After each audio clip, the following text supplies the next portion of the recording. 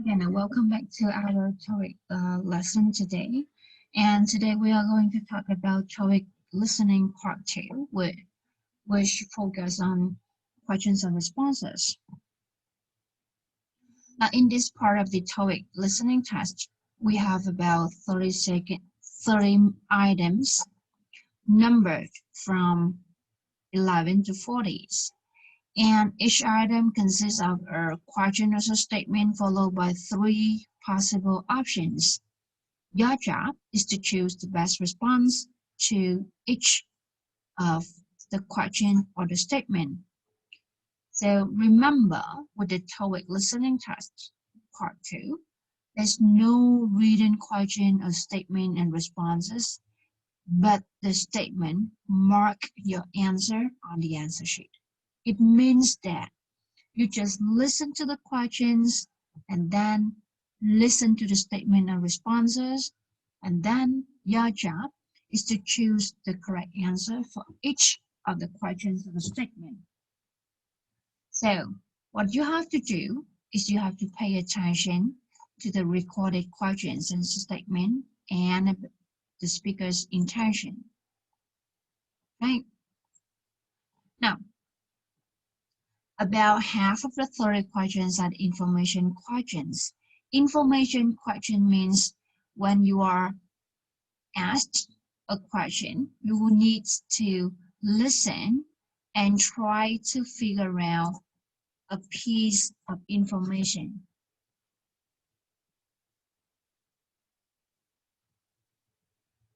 In order to answer the question correctly. And all of these information question will be started with the question words. For example, who, what, where, when, why, how, and which. The rest, it means half of the 30 questions includes yes or no questions using the verb to be and auxiliary verbs and statements. So the first part of the test here. Okay. So for each of the chapter with the part 2 section, we'll have the overview, the question structure, and then we will practice. And later on, we'll have some common vocabulary in part 2 so that you can learn beforehand, and then you can increase your listening performance. And then we will practice with some possible questions, and later we will use the skills, the techniques that we have learned so far to practice with the TOEIC actual questions. Now let's move on to the overview. The question who is usually used to ask about somebody who is doing an action or somebody who is the object of the action. It means that with the first kind of who questions, we will listen to the person who or a person that performs an action. So we pay attention to the names. We will pay attention to person's name, title, position, and his or her company's name. Okay?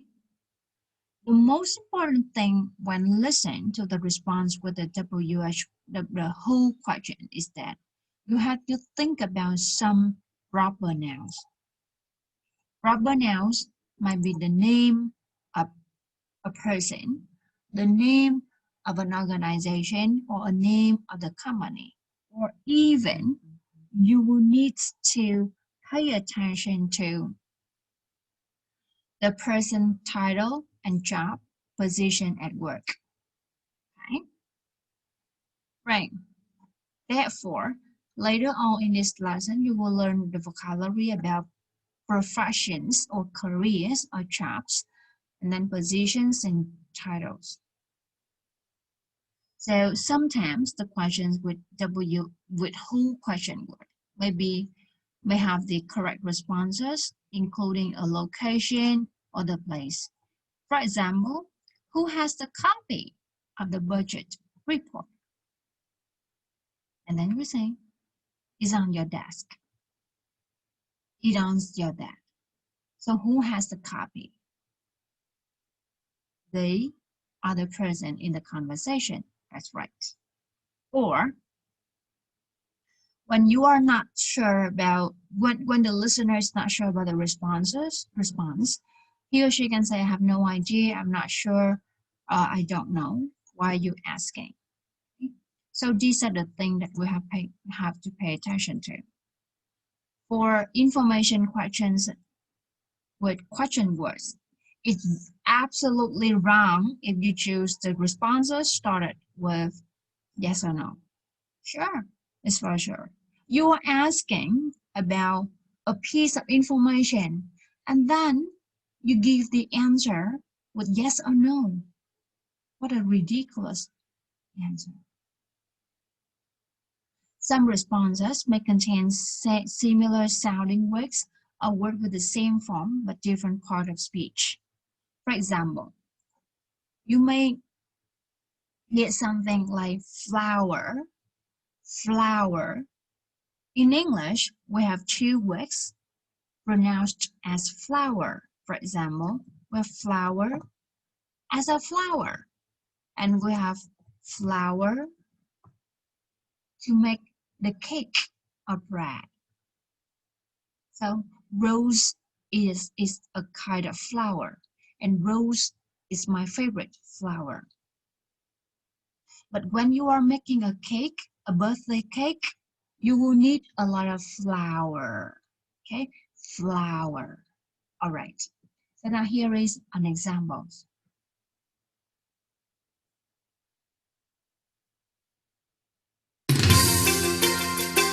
Part 2. Questions and responses.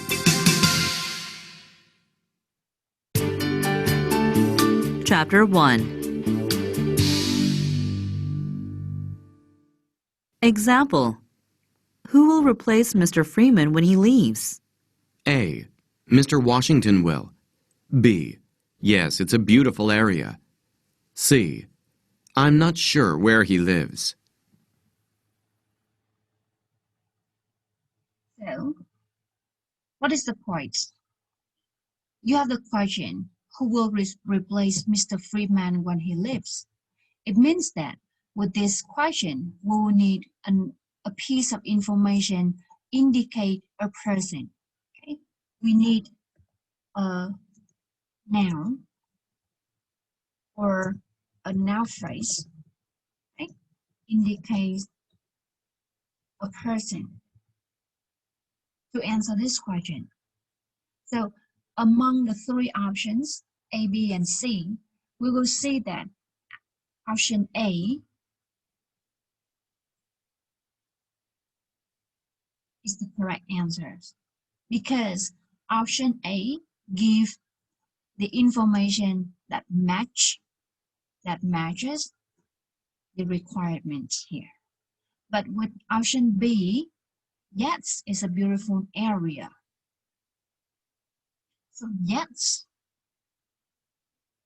doesn't match with the question. But what about option C? I'm not sure where he lives. The question is about a person. The question is not about whether or not you know where the person is living. So C is not a correct answer. Are you clear? All right. Now let's move on to the question structure in part 2 with the who question. So the first structure must be who, be, and noun. For example, who is the woman? Is my new secretary. Okay. Who is the woman? Her name is Jessica. So we are talking about the woman, okay? And we are giving the name of the woman as the answer to the question. Or she is the manager of the maintenance department. The manager of the maintenance department. Cô ấy là giám đốc của bộ phận bảo trì, hay cô ấy là trưởng phòng bảo trì.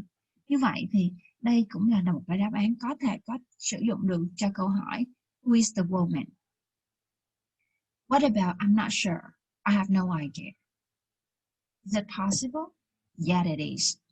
Indicating that you have no idea about the woman. You don't know the woman. So you say, I have no idea. Okay?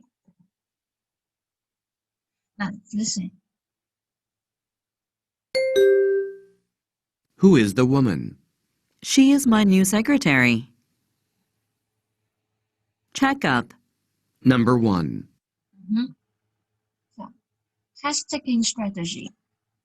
Pay attention to the phrase who is, and especially the noun or pronoun afterwards, which primarily refers to a person, his or her title, such as man, or woman, or member, supervisor, intern, receptionist, a guest, etc. So these are the things that you need to know. Most often, the present simple tense is or are is used, but sometimes past simple tense may be used.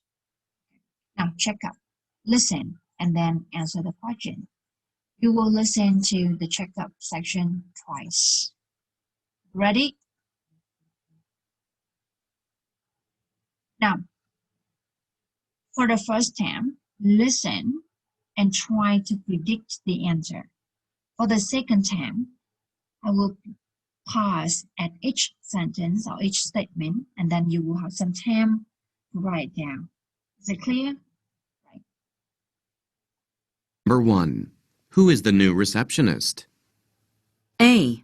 I have no idea. B. It's on my desk. Number 2. Who is the person in charge of payroll? A. That is Mrs. Smith. B. Once a year. Number 3. Who is the woman sitting next to Mr. Thomas? A. She can do everything. B. She is the manager of the maintenance department. Now, again, we have the questions here. Now, do not look at the script. Listen and write down the answer. Listen and write down what you hear. Receptionist. A. I have Who is the new receptionist? A. I have no idea. B. It's on my desk. Number 2. Who is the person in charge of payroll? A. That is Mrs. Smith. B. Once a year.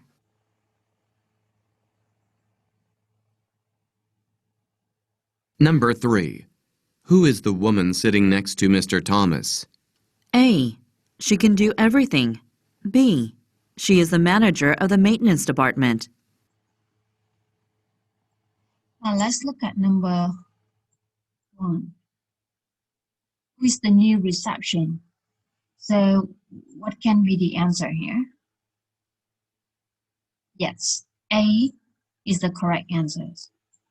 Because the question is about the new receptionist. Option B is about the place of the position of something. It has nothing related to the question. So A is the correct answer. Number 2, who is the person in charge of the payroll? And option A is the correct answer because option A talks about option A gives us the information about the name of the person, whereas option B talks about the frequency. Option B is about the frequency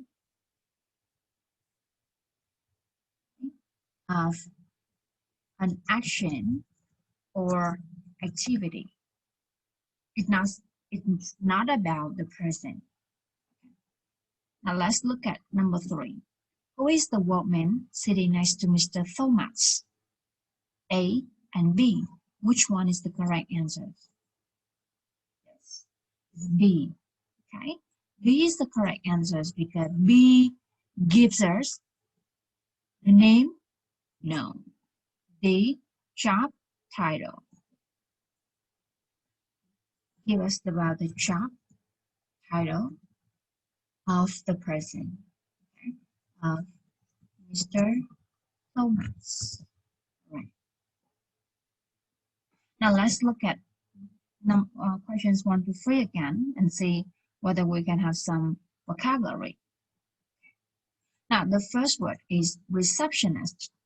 Receptionist is the person who works at the reception desk in a company just to welcome guests, okay, and do with some general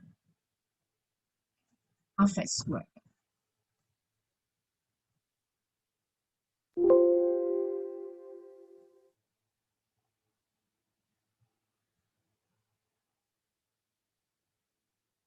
Receptionist. Okay. Now let's look at question number 2. Who is the person in charge of the payroll? The payroll. Payroll here is the word that means the salary. Okay, payroll is the salary. The salary. And here we have the phrase to be in charge of. If the person is in charge of something, it means that person is responsible for something or for doing something. Responsible. So the question is about who has the job responsibility to prepare the salary page or the salary report, okay, of the company. Number 3, who is the woman sitting next to Mr. Thomas? A, she can do everything. Make sense? No. B, she is the manager of maintenance department. Maintenance department. Okay. Obviously, if you look at the word and you have nothing to do with professional English pronunciation, just so you can say maintenance or maintenance, but that is wrong. This word, maintenance, or maintenance, okay? It comes from the verb to maintain.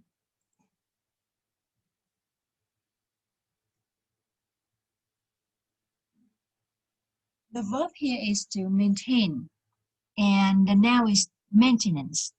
And maintenance department deals with like what? Examination of a kind of vehicles or a machine very regularly, so that we can make sure that the car, the office, or the machine can work properly. Maintenance, phòng bảo trì hay là bộ phận bảo trì. Now next, the second structure is who plus verb plus object. For example, who has this man's sales report? I have it right here. Or Michael is taking care of it. It's on my desk. When you say it's on my desk, what does it mean? It means that I am having the sales report. Okay. Now, some task-taking strategy. Listen to the verb and their objects, and then we need to pay attention to their tenses and pronunciation of the past form. For example, when the verb is in the question, carries the meaning of possession. the answer may refer to the location. So the verb carries the meaning of possession.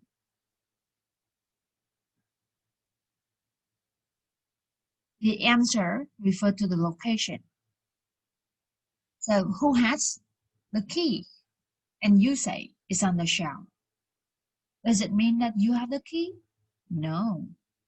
But you know exactly where the key is. Okay. Next, the correct response may repeat the same past tense or as one in the question or use the auxiliary verb did to replace it. So, one.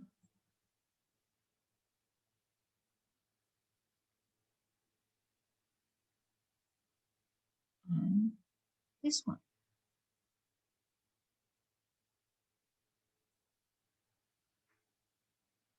Who told you to cancel the appointment? My manager did. Did him refers to the simple past tense. Now look up. Listen first and then choose the correct answer for the questions below.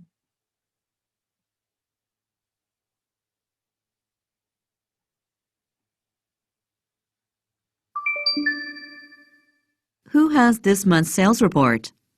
I have it right here. Check up. Number 1. Who left this file in the meeting room? A. You're right.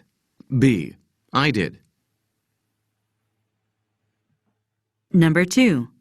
Who handles the complaints about shipping costs? A. Michael takes care of them. B. We only take cash. Number 3. Who called you early this morning? A. It was Mr. Ford. B. In the kitchen.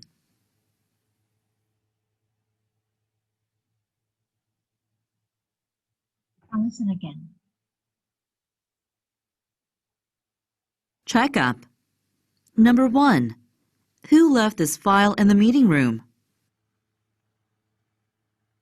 Who left this file in the meeting room? A. You're right. You're right. A. B. I did. B. I did. So what is your answer? That's right. It's option B. Option B. I did. I am the person who left the file in the meeting room.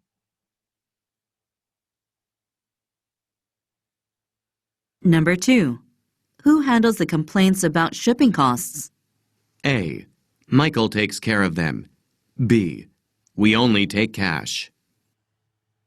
Who handles the companies about shipping costs? And Michael takes care of them, meaning, yes, okay. And the answer is I did. When we say I did, it means I am the person who left the file in the meeting room.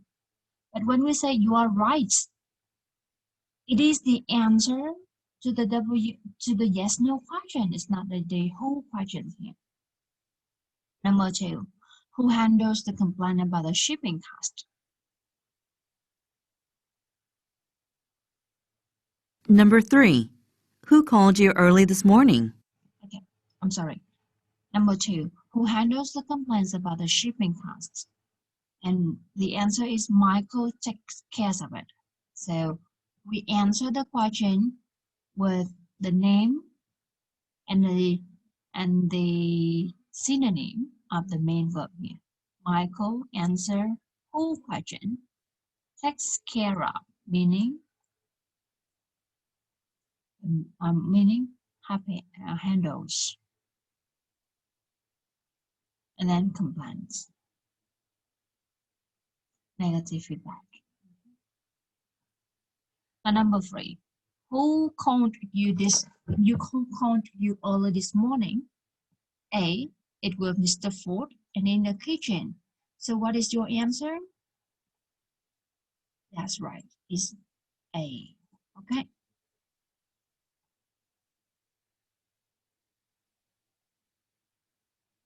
Let me see.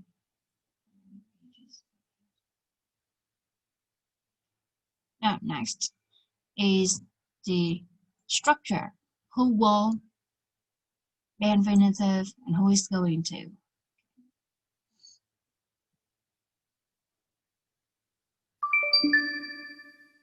Who will replace Ms. Clinton after she retires? Mr. Chang, our marketing manager. Checkup. Number 1. Who will inform the employees of the schedule changes? A. Mr. Washington will. B. At the hospital. Number 2. Who is going to work on the design project? A. That's fine. B. We have not decided yet. Number 3. Who is supposed to pick up this document? A. I think I can. B. Yes, usually. Now, with this structure, we will need to pay attention to the who questions indicating the future tense or some prediction or some opinion from another person, like who is supposed to do something, who is thought to do something. Okay, so who will replace Miss Clinton when she retires? Mr. Chang, our marketing manager. So we can see that very easily. Mr. Chang can use who will to answers. Now, some test sticking strategy. Something in the future.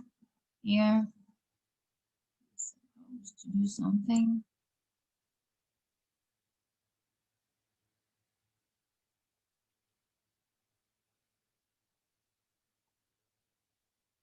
So the correct response will contain the will be going to, but sometimes we can use can, could, or have to talk about the future senses in this response. For example, the verb is in the past and perfect tense might be seen as the correct responses. For example, we say, I thought it was you. I thought it was you. Mhm. Is it this past simple tense that can be used to express the gets? So we have not decided yet. We will not decide yet. What a listener is make sure about some this semester,